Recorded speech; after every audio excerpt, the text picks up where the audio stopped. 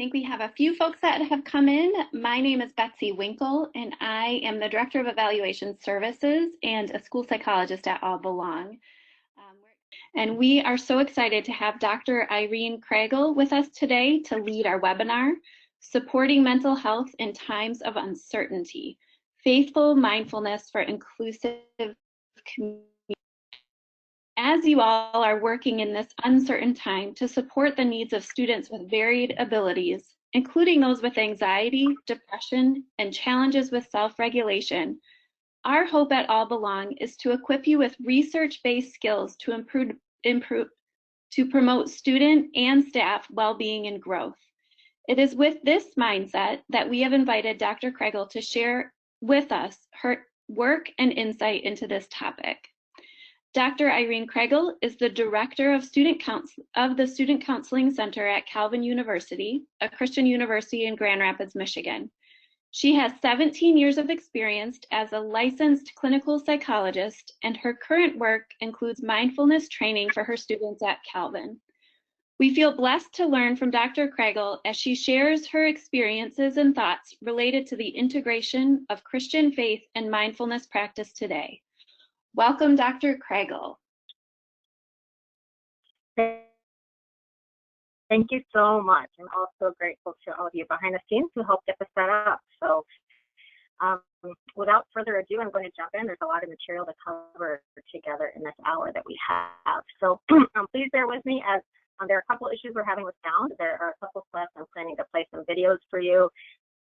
If you're having trouble hearing everything in those, rest assured that you will have access to be able to watch those on your own later to get the full experience. So also just a heads up, I will be speaking rather quickly just because there's so much I'm looking forward to covering. And there will be a time for questions at the end, so feel free to circle back around and ask me anything that you're wondering as we go through this material. Just wanted to give you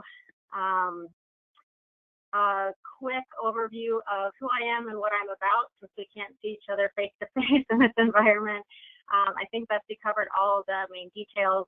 I did just put out a book last month on this topic of mindful Christianity and have a website with information as well called themindfulchristian.com. And so I've done a lot of thinking and work on this topic, the intersection of mindfulness and Christian faith.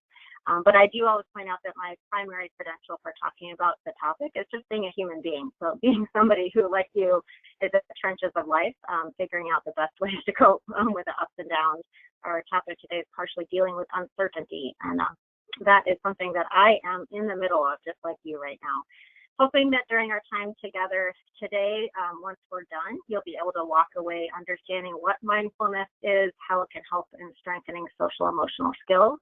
We'll cover a little bit of the research around mindfulness. We'll talk specifically about what this looks like in an integrated form with Christian faith, so a deep passion of mine. And we'll also spend a little bit of time with some really practical applications for you personally and for those that you work with. My own journey with mindfulness began back in 2013, a point where I was realizing professionally that it was pretty important for me to understand what this mindfulness thing was all about. As a psychologist, certainly the topic was popping up everywhere. And perhaps you've noticed that both professionally and personally as well, that it seems to be a word and a buzz phrase that's really permeated our culture in the last decade or so. So initially I came to it recognizing that it could be a useful tool for my clients and for students at Calvin where I work. That was certainly the case, but I also found it to be deeply transformational in my own life, which is part of what fueled my passion for exploring this further. I talk a bit in my book about the application for myself in dealing with a history of depression and ways that that was very transformational for me. So the material I'm bringing to you today is both based on the evidence-based, research-based approaches that we're using in the mental health field. It's also based on my personal experience. So I want to make sure that we start with a clear understanding of what mindfulness is, what it's about. I'm actually going to allow some kids, some elementary school kids, to explain it to you in this video here. Again, I'm sorry if there's a little bit of music in the back. I get really mad when my brother hits me a lot. I don't like it when you say you don't want to play with me. When I'm mad, my brain can get a headache. and it can start hurting. Your blood keeps pumping because you're like really mad. And you start to get sweaty because you're getting really, really mad. And then when you start getting really mad, you turn red. When your body can't really control yourself, mad just takes over your body. I just get out of control. It's kind of like if you had a jar and then the jar would be your brain and then you put glitter in the jar and that would be how you would feel. If you shook up the jar and the glitter went everywhere, that would be how your mind looks. And it's like spinning around and then you don't have any time to think. And you sometimes punch stuff and people when you don't really mean it. When I get angry, I feel it in my heart. I really don't like when I get angry. The amygdala really reacts, but the prefrontal cortex tries to keep it down. When I feel like I want to, get really angry and yell, I just sometimes, take deep breaths. First you find a place where you can be alone, then you find some way to relax and calm down. When I need to calm down, I take deep breaths. I breathe in through my nose. Sometimes I close my eyes or just take deep breaths. It's calming down, it's not moving. It's slowing down and then it stops. And the heart pumps slow and then it goes into your brain. It's like all the sparkles are at the bottom of your brain. My brain slows down and then I feel more calm and then I'm ready to speak to that person.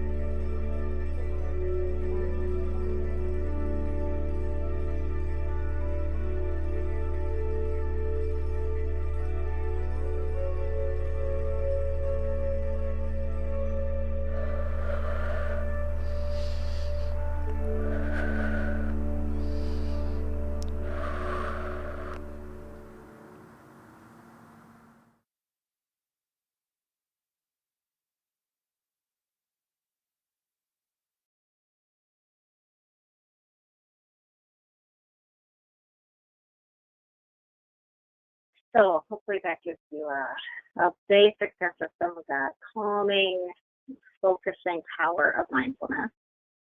Spoken from kids, I love hearing how they describe it. So here's a definition of mindfulness.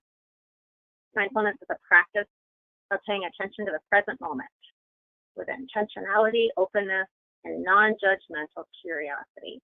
It's a direct awareness of experience as it unfolds, moment by moment. Here's another. Mindfulness means paying attention to what is happening right now with kindness and curiosity. Paying attention in a way that helps you live a happier life. One more. Mindfulness is simply being aware of what is happening right now without wishing it were different. Enjoying the pleasant without holding on when it changes, which it will. Being with the unpleasant without fearing it will always be this way, which it won't. Important words for us to remember in this particular season. Mindfulness is learning to be at home where we are. So noticing this tendency that we have to come to reality with a constant wish that it was different. So this is one of my favorite expressions. We're learning not to beat our head against the wall of reality. So to recognize we hit real walls, we hit real difficulties and challenges in life. And so learning to deal with those skillfully rather than wasting energy and creating extra suffering around resistance to what is already here. Mindfulness can look a lot of different ways. So in a way, it's a very simple concept. In a way, it's rather complicated to understand the full breadth of it. But we're going to divide this up in two ways that we can practice mindfulness in sort of formal ways, and then ways that we can informally apply it throughout each and every day. So starting with some idea of what it might look to engage in formal practice. And just a note here that sometimes these formal practices might feel a bit foreign or strange, and sometimes when things are unfamiliar to us, they might feel a little bit scary. So that may or may not be the case for you, but if that's the case, just notice that. Feel free to ask any questions about these things. For example, if you look at the picture on the top of the screen here, here's a woman sitting in a way that we don't necessarily typically sit in this general cultural context that we find ourselves in here. And yet it's just a different way to sit. So just noticing some of those shifts that we have to make when we're open to a new practice. When we're looking at formal practices, these typically include silence. And there's a lot of overlap here with spiritual discipline. We'll be going into this quite a bit together today. But recognizing that when we take periods to be intentionally in silence, this creates margin, it creates space for God to do some good healing work inside of us. And so one of the ways that we practice that with mindfulness is through what we call sitting practices, typically where we are sitting, and oftentimes focusing our awareness through different elements of the present moment, what's around us. This has a lot of overlap with centering prayer. You might be familiar with that practice where we sit in silence, we bring our attention over and over back to God's presence in the present moment. And so God's presence within the framework of Christian mindfulness, God's presence is one of those elements of the present moment that we may rest our attention on. In this framework, we also recognize that God is filling our entire space all the time with his presence, and that he's giving us a lot of good information about how we're doing and what we need, really through our physical senses, through our thoughts, through our feelings. In his mysterious ways, God is constantly revealing himself to us in his creation all around us. So in a sitting practice, we're taking time to tune into all of that, to notice what are the signals in my body right now? What are sensations that are here? What does my breath feel like right now? For many of us, focusing on our breath can be a calming mechanism that God has put in our body. So noticing the breath. And we might notice sounds around us. We might notice things that we see, things that we feel. These are all elements of creation that God has given us to be able to tune into well-being, into health, and even to hear his voice more clearly. Another common type of mindfulness practice is what we call the body scan. Typically, the body scan is practiced laying down on the ground, and we simply move through the body one area at a time, noticing what sensations are there. We're not trying to change anything we find. We're not trying to relax or make it different. We're just noticing what's present in the body, knowing that the body has lots of good information for us. God really made our bodies with these amazing systems that are constantly giving us feedback about how we're doing, what we need. And so in the body scan, we're really just tuning into those physical sensations through the body. And then there are a few different kinds of mindful movement practices. So yoga naturally has a lot of mindfulness in it. There are a lot of different kinds of yoga. Mindful yoga tends to be very gentle, really more like yoga poses, but with a focus on maybe stretching. We're not focusing on a really intense workout. But the goal here to notice that interaction between our bodies and our minds as we move. And so if you do any exercise, you know that generally we're also thinking about what we're doing as we're exercising, right? We're thinking about the experience, whether it's like, this is great, I feel exhilarated, or this is horrible, when will this end? Or we might be having judgments on ourselves. Why am I so out of shape? Why am I not stronger? Why don't I look like that person next to me? Whatever those thoughts are. With mindfulness, in terms of mindful movement, we're getting curious about all those thoughts that enter in and those judgments that come into our experience as we're moving. This can show up also in what we call walking meditation.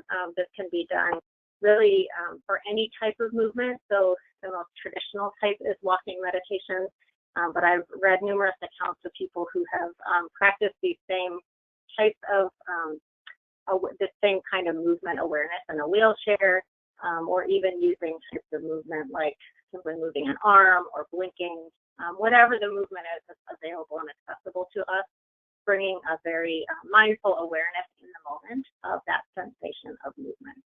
And then finally, we have something called a loving kindness practice, or there's a variation of it that sometimes we call a blessing practice.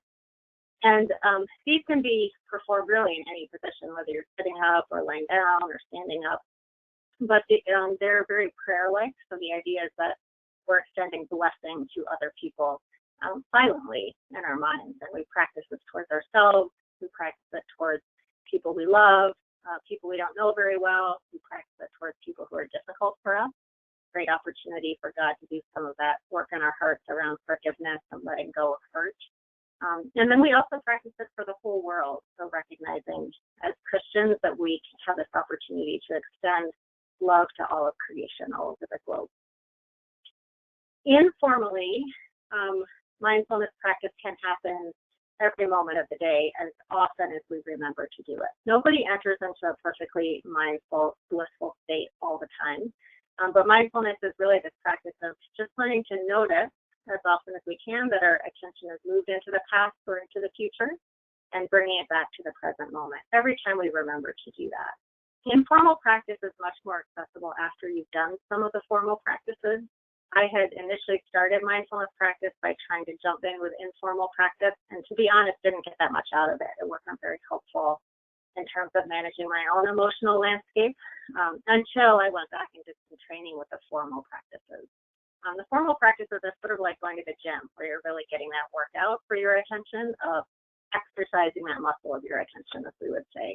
And then the stronger you become at that, as you learn some of the language, as you become more aware of the thought patterns, emotions that are coming up, physical sensations, then it gets harder to notice that stuff informally throughout the course of the day as well.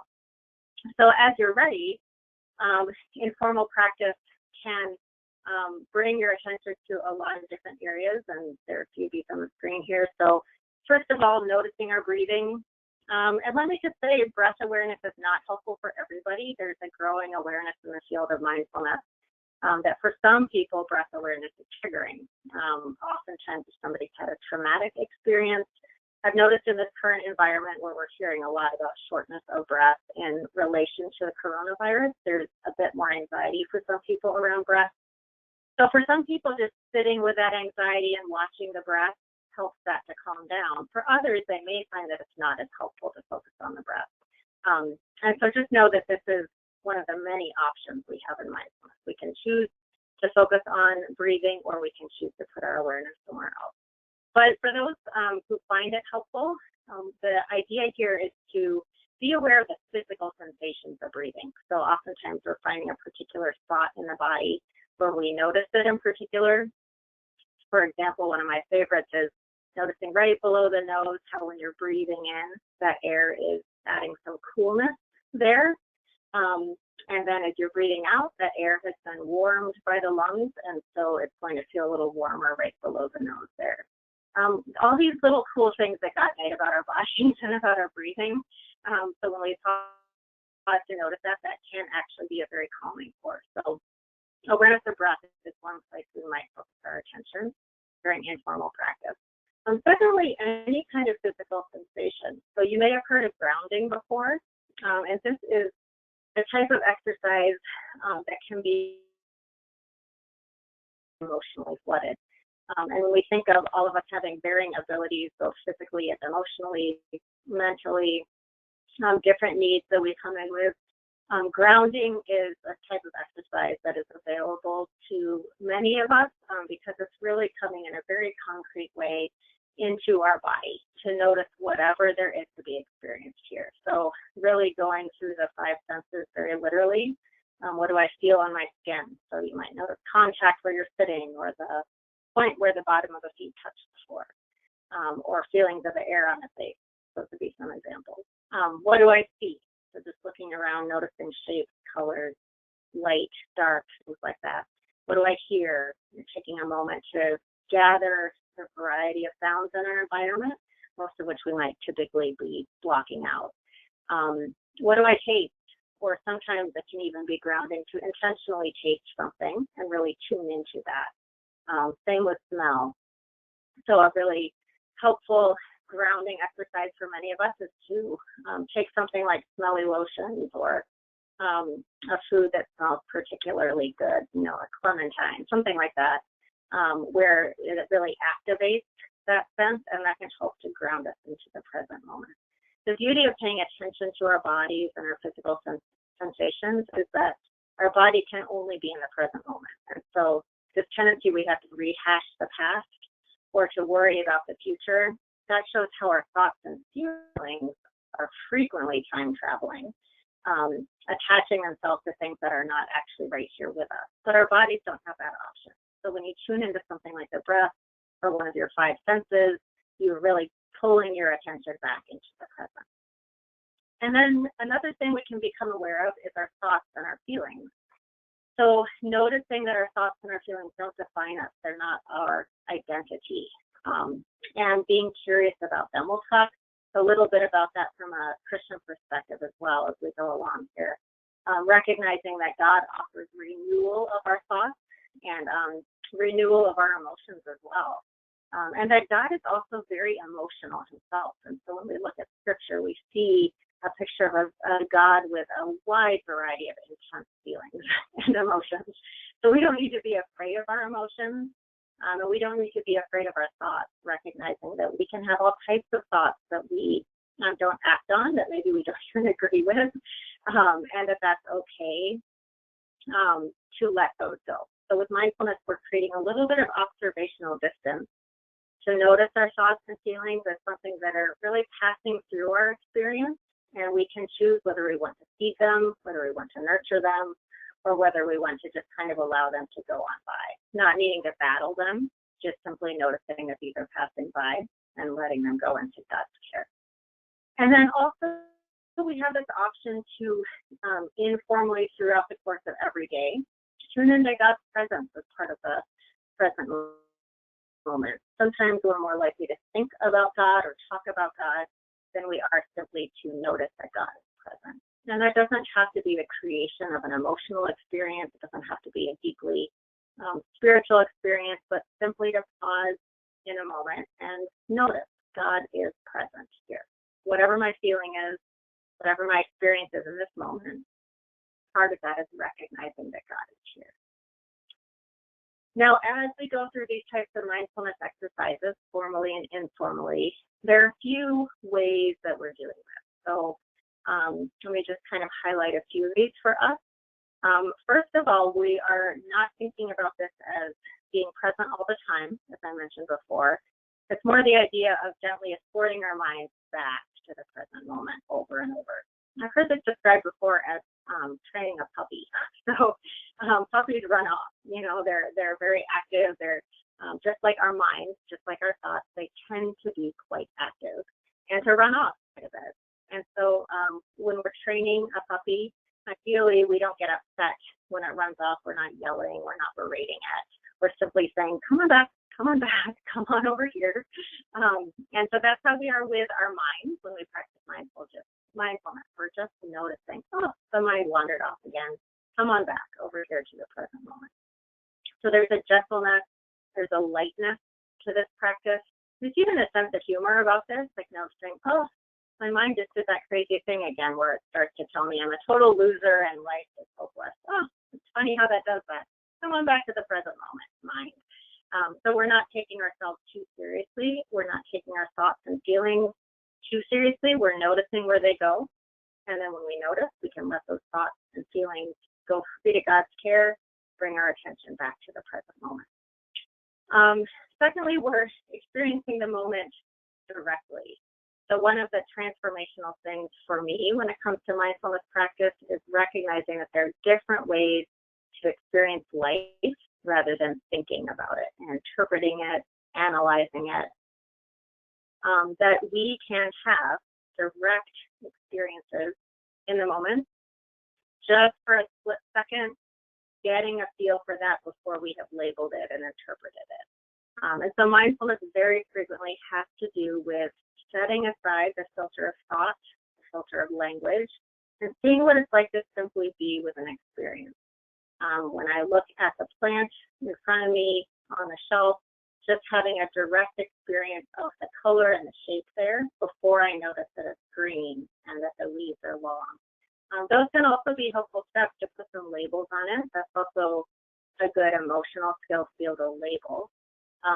But mindfulness is that direct experience before we have translated that into language. And then also we are noticing the ways that we tend to fall into autopilot. Autopilot isn't bad. It's not something that we need to eliminate. But we are noticing when autopilot is helpful for us and when it is not. Autopilot is helpful when I need to tie my shoes or when I need to drive the car or whenever there needs to be kind of a quick split-second reaction to something. It's not as helpful when I'm stuck in the same old, tired thinking patterns that bring my mood down, or when I'm reacting to myself in a way maybe that's become habitual but isn't necessarily a helpful mode of communication between the two of us. And there are many ways that autopilot sees our emotional patterns. So mindfulness lets us step out of that autopilot enough to notice what's happening with our thoughts and feelings, and then to respond with intentionality from there. And then another really important aspect of mindfulness is noticing the tendency that we all have to resist our experience, particularly uncomfortable experience, ways we try to avoid our thoughts and feelings, ways that we try to avoid physical discomfort. And again, that's not all bad, but noticing when there are opportunities to maybe give up that resistance so that we can have a more full experience of the present moment. And I should add that we don't just do this with unpleasant emotions or experiences. Sometimes we're almost more likely to do it with positive emotions or ones that feel pleasant for us because of that fear that can kick in that it won't last. If you have children, maybe you've had an experience of kissing them goodnight and then suddenly thinking, what if they die? And starting to plan their funeral when that's not what's actually happening in the moment. So noticing ways that our minds are kind of moving into the future and into the past, whether or not that's a pleasant or unpleasant experience we're having in the moment, we do have this tendency to jump out of it rather than simply being with that experience without resisting it. So those are some of the guidelines to think about when we're implementing mindfulness practice. This is a metaphor that I find helpful, is to think about this as watching weather. A couple weeks ago, we had one of these big rainstorms here in Grand Rapids, and my family ended up out on the porch watching the downpour. There was thunder and there was lightning, and it was gorgeous. It was absolutely beautiful. And yet it didn't last forever. And so yesterday we had a sunny day, and we sat outside and had our lunch, and the sun warmed our backs. And this is all within the same thought, right? The weather is constantly changing. This is also how our thoughts and feelings are. They're constantly changing. In the moment, they tend to feel like we always feel that way. So sometimes we think about ourselves as, I'm an angry person, or I'm an anxious person, or I'm a depressed person, as if those that passing weather defines who we are. So with mindfulness, we're really allowing these things to come and go, to notice that they don't define who we are, that change is a constant. You can think about it as learning to see what is actually in front of you right at that moment. So if we look at this cartoon here, we have a person who is walking the dog. The dog is seeing exactly what is before them. So 4 trees and the sun. And the person's mind is full of clutter, right? So there are other people with emotions, there are activities, there's music, there are bills and mail piling out the door, dirty stuff. And this is how our minds are. Sometimes in mindfulness, we call this monkey mind, where our minds just tend to be jumping all over the place. So the idea of mindfulness is to notice what is our mind full of, if it's possible, to bring our mind back to what is actually in front of us. So I'm going to share another video with you, and this one is specifically from a high school setting. And we've heard from younger kids. Now we're going to have some older kids and a high school teacher explain a bit about how this practice has been implemented in their school setting, and also what some of the impacts have been for them. Hello, darling. We want to do a mindful minute, and then we want to do a computer thing. My first time for mindfulness, I thought it was kind of stupid, to be honest. Let your eyes close. Miss O always encouraged us to close our eyes during mindfulness. I wasn't really comfortable doing that, so I thought it was kind of weird. I have kids all the time that say, oh, I'm not going to do that. But I think mindfulness is a lot like listening to a song in a room. So you can say to me all day long, I'm not going to listen to that song, I'm not going to listen to that song. And then let's go all the way down to the bottoms of your feet and really feel the bottoms of your feet. But eventually, you kind of have to hear the sound of it. At first, I felt like it was a glitzy thing that only a certain group of people do. People that have a middle-age crisis or something like that. But as the year progressed, I learned that mindfulness is not just for one group of people, but it's for everybody that needs it. Our brains are so good at thinking about what hurts that the good stuff is quiet and hiding, and it doesn't come out. The good stuff doesn't come out unless we pay attention to it. Our brains are. When a kid comes in and I'm asking them to do a whole lot of learning from here, but they have a whole lot of stuff going on in here, giving them tools to manage this helps me to get to the learning part. Without mindfulness, I had a day where I felt like I needed mindfulness. I would stay annoyed or angry throughout the whole day, and maybe it would even carry on to the next day. You ask any of the kids in class, what is mindfulness? They'll say it's paying attention to what's going on. It's paying attention to myself and my body. It's paying attention to the here and now with kindness and with curiosity. Mindfulness is a way to calm down and to collect yourself. The person that I was in my freshman and sophomore year is completely different from who I was or who I am my junior and senior year, and that was because of mindfulness. And when you're ready, you can open up your eyes. Come back to the room.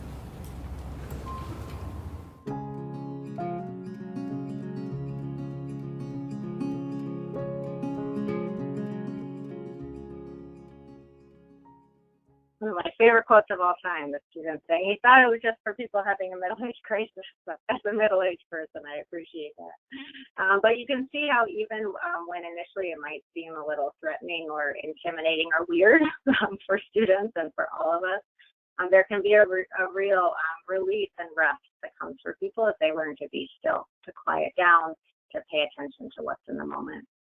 So just to kind of briefly look at some of the science around this, there's been a lot of research on mindfulness over the last, I would say 50 years or so. And so we have a lot of evidence building up about the benefits in a lot of different ways. Part of what we noticed, and I found a study here that's particularly helpful for those of us working with younger people, but really for all of us. So it helps to reduce rumination, meaning we're not spinning in our heads as much when we're practicing mindfulness, reduces stress, helps memory, improves focus, and leads to less emotional reactivity. So it helps us really manage intense emotions.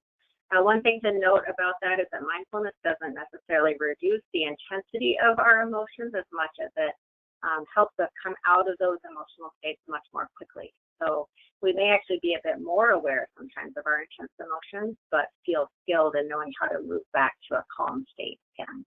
It helps us be more cognitively flexible, also to be curious and observant about what's happening around us in a way that helps us learn and grow. It improves our relationships. It doesn't take too much explanation to think about how being present can help us connect well with one another. And it also improves physical health. It has some very direct benefits for immunity and managing all kinds of physical issues. I won't spend too much time on the brain stuff just for the sake of time, but there are very clear studies showing how the structures and the circuitry in the brain actually does change as we practice mindfulness. And so the communications between different parts of the brain improve, meaning that the calming parts of the brain, such as the prefrontal cortex, which can think in a linear fashion and plan and organize and label, that part of the brain is more able to communicate with our amygdala, which is more of an emotional center that has more of an unconscious reaction. So we're able to tap into the power and the usefulness of emotions while also engaging those parts of the brain that can help us manage that effectively. And then we also see that there really are clear reductions in those biomarkers of stress and inflammation, which is where even beyond some of the things just happening in the brain, really our whole body is becoming strengthened through a practice like this. Scientific research has always been the cornerstone of the work of the Stress Reduction Clinic and the Center for Mindfulness. It is through rigorous clinical and basic science research that MBSR and other mindfulness-based interventions have been shown to be effective and useful to people from all walks of life. We would assess people before on various measures and then assess them afterwards. The research then went to a much higher level of randomized clinical trials to try to really discern in a much more stringent way what was going on with these people, say at the level of the biology, at the level of brain function, at the level of immune system. We wouldn't be here 30 years later if it wasn't for the science, because you wouldn't have anything to talk about. You could just say, well, people think it's a good idea and they like it. One of the first randomized trials to test the potential efficacy of mindfulness meditation was conducted in a study on psoriasis patients at UMass. While all the patients in the study were treated with the standard ultraviolet phototherapy, those in the experimental group were instructed to listen to guided mindfulness meditation tapes while undergoing treatment.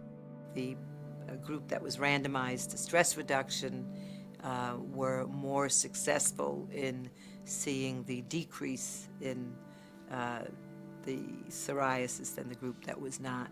To tell you the truth, I didn't believe it. It was too phenomenal a result. For people who are meditating between 30 seconds and 10 minutes, 3 times a week for 4 months. They're not allowed to take tapes home and practice with them at home like in MBSR or anything like that. So it seems like, wow, this is affecting the healing process. Another one was a study that we cooperated with Dr. Richard Davidson and his colleagues at the University of Wisconsin in Madison, and that was on a worksite study where we randomized a workforce into an experimental group who took the 8-week MBSR program and a control group who did not take it. We actually did it with not the traditional MBSR clientele, but rather with a group of highly stressed employees at a high-tech corporation in Madison. The study demonstrated that MBSR, compared to a control condition, did indeed change brain function in specific ways over the course of 8 weeks. We tested them with a flu vaccine and measured their antibody responses over the course of many weeks following the course. And what we found is that the participants in the MBSR group showed a significant boost in their response to the vaccine compared to the control group. And the amount that their brain changed actually predicted how much the vaccine was effective. So this was really a landmark study in many ways, and really, I think, the beginning of the era of modern research on meditation. The American Mindfulness Association has a great website that covers a lot of that research, so feel free to dig into that a little bit more if that's of interest to you. But I did want to make sure we take some time to explore what are some of the ways we can actively integrate this practice. This is a really healthy practice. So how can we actively integrate this healthy practice with our Christian faith? And like any tool that God has given us for health and wellness, there are ways that people might adapt it outside of a Christian framework or use it outside of a Christian framework. I will say, something as simple as brushing our teeth. It's not like there are really ways to that Christians shouldn't brush their teeth, even though they're not calling it a Christian practice. But as Christians, when we brush our teeth, we have this opportunity to receive that as a gift from God, that this is a healthy practice that He's given us. So mindfulness is similar in that it can be practiced in a completely secular fashion, and people can still benefit. It's a wonderful wellness practice that God has built into our being. And on the other hand, when we combine it with faith, it has even more power to connect us with our Creator. And so really we see that that's the case for any major world religion. in some way, shape, or form has brought in this concept of present moment awareness over the centuries. We see it in the Christian tradition, especially in the Ignatian tradition. There's a really great recent book by James Martin called The Jesuit Guide to Almost Everything, and you'll see a lot of overlap there with mindfulness principles. Eastern Orthodoxy is a tradition that has more focus on quiet contemplation, and then I already mentioned the centering prayer movement is one that has a lot of direct overlap. So those are just a few examples. I know in the college and university context, there's more popularity around Christian traditions like Lectio Divina, where we're focusing our attention in the present moment on Scripture. Today worship has some of these elements. So lots to explore there in terms of direct Christian engagement with this idea of present moment awareness. So really, this is a very powerful tool that we can use to support our journey of Christian discipleship. Christianity very clearly calls us to renew our minds, to notice what's happening inside of us, and to actively practice giving this up. And so there are lots and lots of scriptures around this, and here are just a few examples of them. Romans saying, be transformed by the renewing of your mind. 2 Corinthians talking about taking captive every thought to make it obedient to Christ. In Philippians, we have this encouragement not to be anxious about anything. And I don't think that means don't have that feeling. It means when this anxiety is coming up, we give that up, right? We bring those requests to God. This is what the scripture is asking of us, to give those thoughts back to God so that we can receive that peace that he has. Proverbs reminds us, above all else, guard your heart, for it's a wellspring of life. So it's another verse encouraging us to notice or be aware of what's happening in our hearts and our thoughts and our feelings, so that God can be active in renewing us. I'm going to kind of quickly go through a few of these correlations between some of the language we might use with mindfulness and some of the language we use in our faith context. And so first of all, both of these have to do with simply learning to be, to step out of doing mode into being mode, to notice when are we sort of pushing and pulling and jerking and yanking on life in this way that's not getting us where we want to go. And maybe we have the option in many of those situations simply to rest in God's presence, like Mary did when Jesus was with Mary and Martha and highlighted how Mary was sitting at his feet and had chosen the better thing. So I love this verse when Christ reminds us, my yoke is easy and my burden is light. With mindful Christianity, we're learning gratitude. So we're learning to pay attention to what's in each moment. We don't have an option to be grateful and thankful unless we first notice what's present. So give thanks in all circumstances, for this is the will of God in Christ Jesus for you. With mindfulness, we're becoming aware of what's present in each circumstance. Learning to abide. So there's this beautiful encouragement Jesus gives us before his death. He says, abide in me as I abide in you. So with mindfulness, we're really learning to stay present, to plug into Jesus and what he has provided in that moment for us, so that we can be open to whatever's there. Learning to let go. A lot of mindfulness practice has to do with learning to let go of judgment. Notice when judgment is helpful for us and when it's not. Allowing God to be the ultimate judge. So Romans says that there is no condemnation for those who are in Christ Jesus. So we have this opportunity to live into a life where we're not constantly judging and condemning our actions, those of others, to learn to simply receive our experience as it is. Learning to worship. I find that when I practice mindfulness, I often encounter feelings of awe, feelings of wonder, sometimes surprise at the smallest thing. And it can seem quite silly in the moment. I was quite delighted this morning, for example, at the shine of the light on the milk that was in my cereal. Seems a little silly, right? And yet when we actually pay attention, there are all these little gifts that God has given us in each moment. And so those are the types of experiences through mindfulness that can bring up this awe and wonder, and that leads to worship. Learning contentment. With mindfulness, we are practicing acceptance. We're noticing what is here is already here. And finding that God really does give us what we need in each moment. He doesn't give us what we need for the future because we're not in the future. The past is done, but in each moment, God gives us what we need. Paul demonstrated this for us when he wrote, I'm content with weaknesses, insults, hardships, persecutions, calamities for the sake of Christ. Whenever I am weak, then I am strong. So mindfulness practice is one of these tools that allows us to let go of all of our pushing against reality, to open up our hands, accept what's present, and find that God gives us what we need. Learning to love. One common phrase in mindfulness practice is common humanity, which is this acknowledgement that we are all in this together. We've been saying that a lot lately as a society, as a globe responding to the coronavirus. I love that. I think that's part of what's giving people the resilience that we all need to get through this, is to recognize that none of us are alone with this. And when we notice that we all suffer in life, we also then notice that we don't need to beat ourselves up for that, that we can share love with ourselves, actually, but also with one another. I'm noticing that we are a global community. And coming along with that is compassion, learning compassion, responding to suffering in ourselves and in others with gentleness and kindness. This is one of my favorite scriptures from Colossians. As God's chosen ones, holy and beloved, clothe yourselves with compassion, kindness, humility, meekness, and patience. I love that we are being encouraged, admonished here to express compassion to those around us.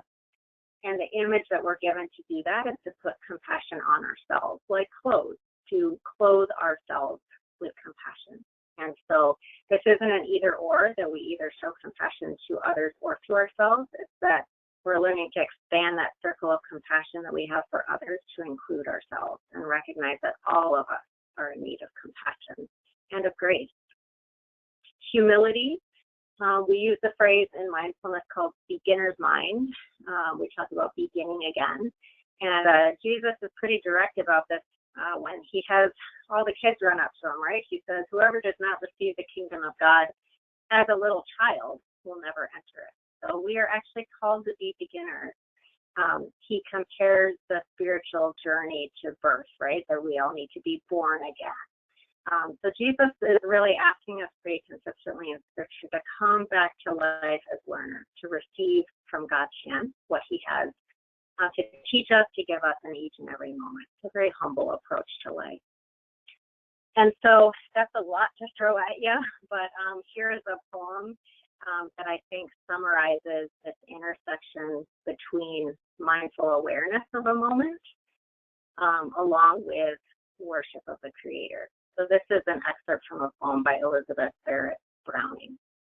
She said, earth crammed with heaven, and every common bush afire with God. But only he who sees takes off his shoes. So I think mindfulness is giving us an opportunity to see so that we can then take off our shoes in worship. I wish I could see all your faces, because it'd be fun to actually have a little more interaction about this stuff. I hope you're thinking about questions you have, reactions, and we'll have some time at 2 o'clock to come back to those. But here we're going to shift a little bit then into thinking about what does mindfulness look like in our work in particular, both for ourselves and for those that we serve through our work. And I just want to start by saying that we have to be careful not to try to bring mindfulness to people in ways that we're not practicing it ourselves. So I would say, just like anything related to our spiritual journey or our personal growth, we need to be practicing mindfulness if it's going to make it helpful for others too. So as I present these ideas and practical concepts, just know that these are for kids you work with, for other people in your workplace, but first and foremost, they are for you, and then your sharing of it with others will flow out of your own practice. This is the cartoon I've been sharing with people for a decade, and then suddenly in the last 2 months, it seems like the perfect description of what's happening for all of us. But, you know, our plans for ourselves can sometimes seem pretty straightforward, and I'm starting here and I'm getting to that point over there. And life is never like that, right? So reality actually has all kinds of bumps in the road. Pits we fall into, you see that character in the second row there is on his little bike, and there are big boulders at the bottom of that first pit, and then a rope ladder he has to get over, and then a lake, and a thunderstorm. So this certainly is a good depiction of what our global lives have been like. And this is sort of step one of mindfulness, is recognizing that life is inherently challenging. And when we're having a hard time, it's not because we're doing something wrong. It's because life is hard. It's okay to have a hard time doing something hard. And so we can approach ourselves and our world with a lot of grace and compassion, recognizing that this is how God approaches us. And I think in this season of uncertainty in particular, recognizing that life is full of uncertainty. There are other seasons where maybe you felt like you could pretend you had more control. We can't pretend that right now, right? We are faced full on with the reality that life is very uncertain in every moment. And so in some ways, this is a gift for us to learn how to manage the reality of those ups and downs. So we can think about this through the lens of mindfulness as really learning to turn towards that difficulty, whatever our feelings are, whatever our thoughts are, our experiences, not to be afraid, or even when we are afraid, to turn towards that fear, and to recognize that these feelings we're having or these difficulties are not enemies. And so you can think about this, again, starting for yourself, but then as you think about having this attitude with those you work with, recognizing that when others have feelings or emotions, that doesn't need to be a threat, that you can support others in turning towards their feelings with some curiosity and openness, and wanting to learn more about that, to understand it, and to learn good self-care in the midst of that. So a couple really practical ways you might implement this with yourself or with others. So first of all, just tuning into the body, so noticing physically what is happening with both body and breath. So it starts with a pause, and then making an intentional shift out of our heads into our bodies. And then that after taking 3 deep breaths can be sort of a reset for us. So maybe you've done this with yourself or with somebody else. But noticing that when we get out of our thinking heads, kind of move out of that space behind our eyes, back down into our breath, or maybe even all the way down into the bottoms of our feet or the tips of our fingers. Wherever we are shifting into our body, it's just the act of getting out of the head, down into the body, that can be very powerful. Some of these mindfulness concepts are a bit abstract and philosophical, and so I think especially if we're dealing with individuals who may struggle with that type of thinking, it's going to be really helpful to be very concrete in this way. So pay attention to the bottoms of your feet. A concrete instruction that's very helpful for me, and I know for many others that type of specificity can be useful. Noticing thoughts and feelings. So maybe taking some time to actually write down, these are the thoughts in my brain right now. These are the emotions I'm having. And notice that we separate those out. So sometimes we say things like, I feel like things are never going to get better. Well, that's actually a thought, right? I'm thinking things will never get better. Maybe the feeling around that is fear or hopelessness. You'll know the difference between a thought and a feeling because typically a thought is a lot longer, like a sentence or two of words all strung together. A feeling is usually just one word. It's a quick description. And so separating those out is going to help you know how to care for those separately. So writing down separate lists, my thoughts, my feelings, and then smiling at them. So again, recognizing we don't need to be afraid of our thoughts and feelings. God's not afraid of these. We have this option to turn towards them with some friendliness to support ourselves well in the process. And then generating a list of alternate thoughts is a way of recognizing that we have options in dealing with our thoughts and feelings. So it's not that we need to push away the thoughts that are uncomfortable or untrue, but noticing, giving our brain this option to explore some different ways of seeing the world, some alternate perspectives. And then a very practical thing that we can all do for ourselves in the midst of a work day. Students can do it in the midst of class. Teachers can do this to start or end a class.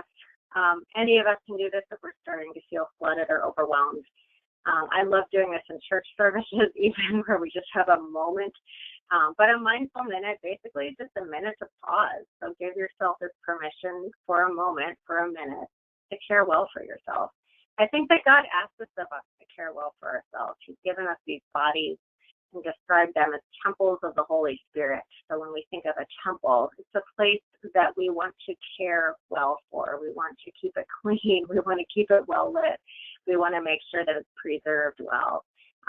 So we have this opportunity each and every day to turn some gentle care towards ourselves and take good care of these temples that God gave us. A mindful minute can include closing your eyes and breathing for a minute or so. Again, it doesn't have to. Some people feel unsafe when they close their eyes and breathe. So for some people, that mindful minute might actually mean opening your eyes and looking around at what's in the room. It might mean some of that grounding we talked about earlier with the five senses. But something for that moment that pulls you out of your spinning thinking mind into the moment. And then there are a lot of guides for stretching or simple mindfulness practices. A lot of free things on the web. If you want to see a collection of some of those, I did pull quite a few together on my website at themindfulchristian.com. So feel free to look there or just Google mindfulness practices. Sometimes the really short ones, if you're thinking literally a mindful minute, sometimes those are called breathing practices or breathing spaces. And be aware that there are a lot of different flavors of mindfulness meditation out there. And some people are more comfortable with that word meditation than others. Meditation really just means sitting in silence for a bit. And so mindfulness meditation is one of many kinds of meditation in the world. Some are compatible with Christian faith, some are not.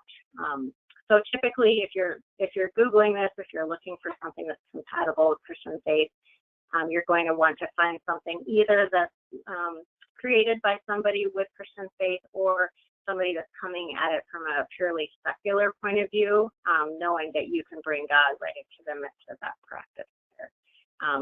So that can be one way to settle in the middle of the day too. And then finally, just doing one thing at a time. So a lot of mindfulness has to do with moving from multitasking into single tasking, recognizing that we don't actually have the capacity to do more than one thing at a time. So when we think we're multitasking, really what we're doing is jumping very quickly from one task to another, typically then working a bit less efficiently and less effectively than if we do one thing at a time. So first of all, just organizing what's in your head. This is a mindfulness kind of exercise. This is what is in my head in terms of what I need to do. And then very intentionally do one of those things at a time. I sometimes joke that I know that the more tabs I have open on my computer screen, the more I'm jumping around my attention in ways that are problematic. And so allowing myself to just do that one thing at a time, because that's all I can do anyway. And then just noticing that movement of our minds, going to the past and rehashing, going into the future, typically imagining horrible things happening. We can kind of laugh at our mind's tendency to do that, come back to the present moment again. One framework you might keep in mind for this is stop. So you can stop at that pause to notice what's happening with you. Take a breath, 2 breaths, 3 breaths. Observe. Notice what's there. So whether it's through the 5 senses or just simply noticing thoughts, feelings, physical sensations. And then we have 2 P's in this version of stop. So the first is to proceed. So we don't get stuck there forever in our pause, but we continue on with what we're doing. But the second P is to practice. So we're allowing those feelings to be present. And that way we are practicing mindfulness by being present to whatever is there for us in the moment. So we are just very, very briefly going to give you a little taste of what it's like to do this. And then you will have lots of opportunity on your own if you would like. Here in the video, I have embedded one guided practice. It's about 6 minutes long, so I would encourage you to look that up at a later point. For now, let's just do one that's about a minute long, if you choose. So this is really up to you. But if you'd like, you can go ahead and find a comfortable spot in your chair, or wherever you're sitting or laying, wherever you are at the moment, and feeling the contact between your chair and that surface. Feeling the weight of gravity in your body. Bringing your attention to your breath. Just noticing the breath entering the body, leaving the body. If you'd like, you can take a couple deep breaths as you settle into this posture. And then just allowing your breath to return to its normal rhythm. Tuning into whatever's present for you here in this moment. Don't need to control or figure out the breath. You're just receiving this breath that God provides, moment to moment to moment.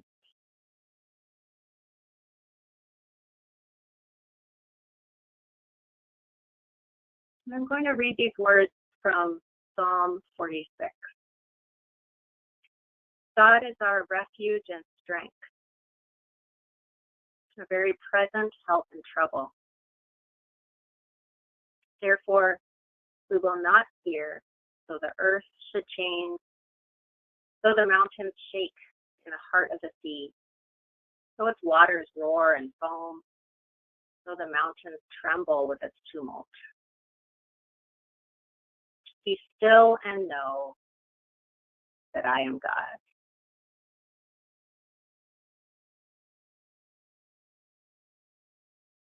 So in the stillness, here in God's presence, noticing the body, noticing what thoughts and feelings are present for you.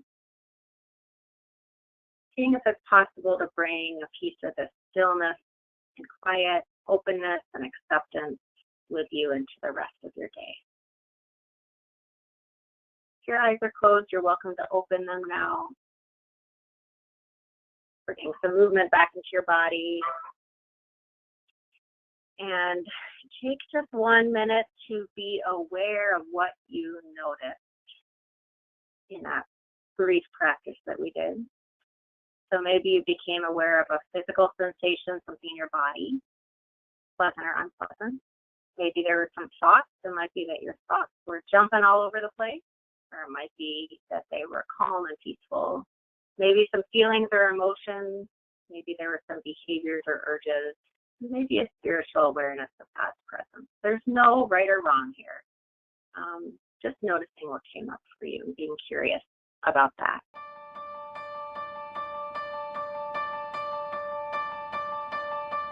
Hokusai says, look carefully. He says, pay attention, notice. He says, keep looking, stay curious. He says, there is no end to seeing.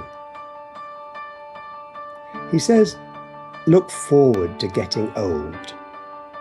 He says, keep changing, you just get more who you really are. He says, get stuck, accept it, repeat yourself as long as it's interesting. He says, keep doing what you love. He says, keep praying. He says, every one of us is a child. Every one of us is ancient. Every one of us has a body. He says, every one of us is frightened. He says, every one of us has to find a way to live with fear. He says, everything is alive. Shells, building, people, fish, mountains, trees. Wood is alive. Water is alive. Everything has its own life. Everything lives inside us. He says, live with the world inside you. He says it doesn't matter if you draw or write books. It doesn't matter if you saw wood or catch fish. It doesn't matter if you sit at home and stare at the ants on your veranda or the shadows of the trees and grasses in your garden. It matters that you care. It matters that you feel. It matters that you notice. It matters that life lives through you. Contentment is life living through you. Joy is life living through you. Satisfaction and strength are life living through you. Peace is life living through you. He says, don't be afraid. Don't be afraid. Look, feel. Let life take you by the hand. Let life live through you.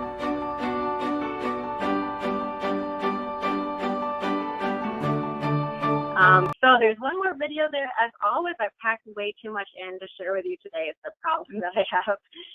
But just quickly, we'll go through a couple resources for further engagement with this topic, and then I'm happy to take some questions. So I have written up a lot of my own thoughts and perspectives on the topic, both in the book, but also at themindfulchristian.com. You're welcome to connect with me on Instagram and Facebook as a way to see some of the more frequent things that I'm putting out on the topic. And then in terms of more in-depth practice and learning, I do recommend a mindfulness-based stress reduction class. These are offered all over the country, really all over the world. In the Grand Rapids area, we have one at the Grand Rapids Center for Mindfulness. Wherever you are, I would encourage you to look that up and engage with that. Lots of good online resources for teachers and people in schools in particular. I had mentioned before the American Mindfulness Research Association for more info on the science. Again, you'll have these slides, so feel free to come back and access some of these recommendations. And our time is up, other than some time for questions. So Betsy, I'll turn it back over to you, and I would be happy to answer any questions or address any comments that might have come up. I just definitely jotted down a number of notes as you were going through. I'm super thankful for the insight that you bring and the integration of mindful practice with faith. And for me, this brings to mind many of the students that I've had a chance to work with that struggle with mental health issues, and thinking particularly in this time of uncertainty, for those of you teachers and support folks that are helping to support kids with anxious feelings, with lots of that uncertainty, challenges with self-regulation. I'm thankful for the practical tools for how do we help kids to stay present in the moment and not let that fear overtake them. So I'm really thankful for that. I don't know, Tori, did you get any questions? Yes, we had a couple of people mention the impact it had on them to divide up thoughts and feelings, and really appreciating that, but also a question on that. So, Dr. Kraegel, you mentioned that we have to deal with thoughts and feelings differently. Do you have any examples of how we would deal with these once we've recognized them and established whether it's a thought or a feeling? How would we deal with one or the other? Yeah, that's a great question. So the first step really is to notice the difference. And so oftentimes, not oftentimes, all the time, our thoughts and feelings are tied in with our physical experiences as well. And this is where practices like that formal body scan that I talked about near the beginning will come in really handy, because it's training us to tune into what our body is telling us about our thoughts and feelings. But what we want to notice is the feedback loop that's happening between all of those. So as you do that practice of noticing, this is what's happening in my thoughts, this is what my emotion is. Oftentimes with the thoughts, we might be making some other suggestions to ourselves. I always tell people that as I've learned mindfulness, I've become more and more aware of how uncreative I am in my thinking during times of stress. So in the past, what seemed to just be facts that were so obviously true and kind of creative under stress, over time I've realized probably I only have like 3 or 4 thoughts to really think under stress. So for example, one of my go-to stress thoughts is I should just quit, right? It kind of doesn't matter what I'm doing. Like maybe it's something in my job and I think, oh, I should quit my job, or some frustration at church, like, oh, I should find another church. So just noticing that that's actually a thought. It's not even a feeling, it's just a thought that pops up in my head, and it's not necessarily helpful.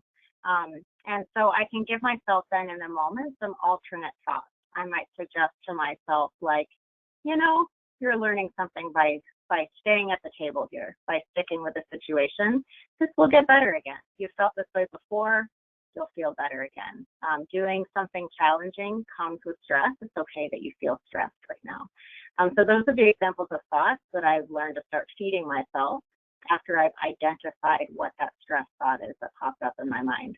Now the feeling in that particular example might be stress. It might be anger. It might be fear. Maybe there's fatigue there emotionally. And with feelings, generally we're thinking more, what are the things that bring us comfort? And so we could talk for a long time more about learning to identify things that bring us comfort, ways to actively soothe ourselves. If it's a really cloudy, kind of gloomy day, for example, I might notice, whoa, my emotion right now is sort of down or dark. I might go light. I have a candle lit right now next to me because it's a very dark day here in Michigan. And that really is an emotional lift for me. It's like, oh, okay, there's some warmth and comfort here in my environment that has impacted my emotion, so that I can experience this day as calm and peaceful. And so really, I think it comes down to the thoughts you're going to respond to sometimes in a more cognitive way. The feelings you're going to respond to more in a comforting or self-caring kind of way that will have to look a little bit different for each person. But as we learn to pay attention using tools like mindfulness, and we become more aware of what those things are that bring us each comfort and help to calm those intense emotions. Great, thank you. So giving ourselves different thoughts and comforting or soothing the feeling. Fantastic.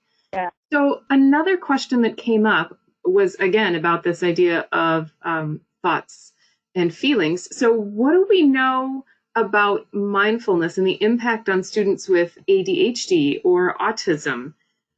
What do you have to say about those things? Now, I know you're not an expert on autism or things like that, so maybe there are other voices to that question, but what do you know about the impact of mindfulness on students with these sorts of diagnoses and neurological differences?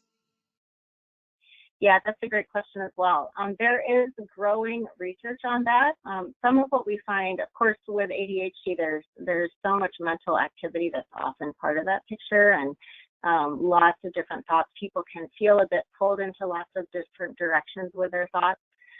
But also a hallmark of ADHD is being able to really engage in activities in a very focused way if it's something that holds a person's attention or interest. If it's something that they get excited about, chances are that there will be more of a hyper focus in that area.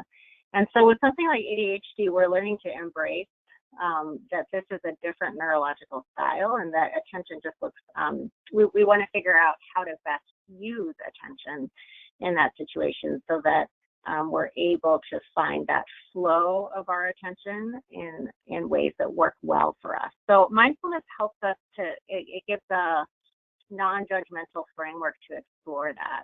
As a psychologist, I've engaged in a lot of diagnosis of mental illness, mental disorders over the years. I'm always a bit uncomfortable with that framework, with that language. It's not that it's not helpful. We need it to kind of a shorthand to help describe needs, describe recommended treatments, sometimes to feel validated that we're not the only one with a particular experience.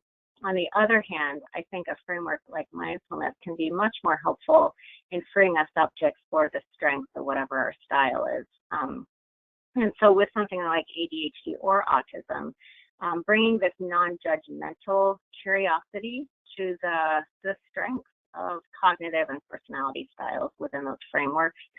I will say too, for both of those, recognizing that making things like bringing that moment-to-moment awareness down to a very physical level is often going to be helpful. So for some of us, focusing on thoughts and feelings will be really useful, but that is a more abstract exercise. Somebody with autism may benefit more from tuning into physical sensations or very concrete observations of what is around them. Either way, mindfulness is a mechanism that calms intense feelings.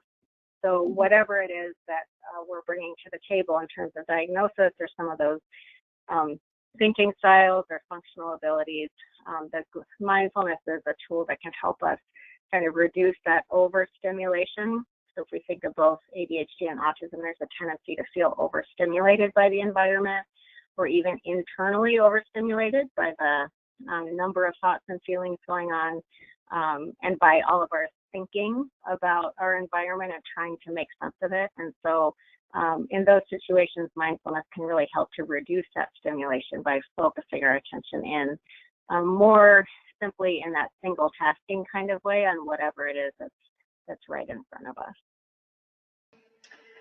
Wonderful. Thank you so much for your time. If there was any last thing you wanted to share with us, we would love to hear that. Or Betsy, if there was any last notes that you wanted to make. Otherwise, we are closing in on almost 15 minutes over our time limit, but these were great questions, and thank you for your time answering them. Yeah, thanks so much for having me. It's really a joy to talk to you. I hope to meet some of you in person someday as well. So I wish you all the best in your work. I'm really grateful for your interest in this topic, and I hope it's really helpful for you and for the people that you're working with as well.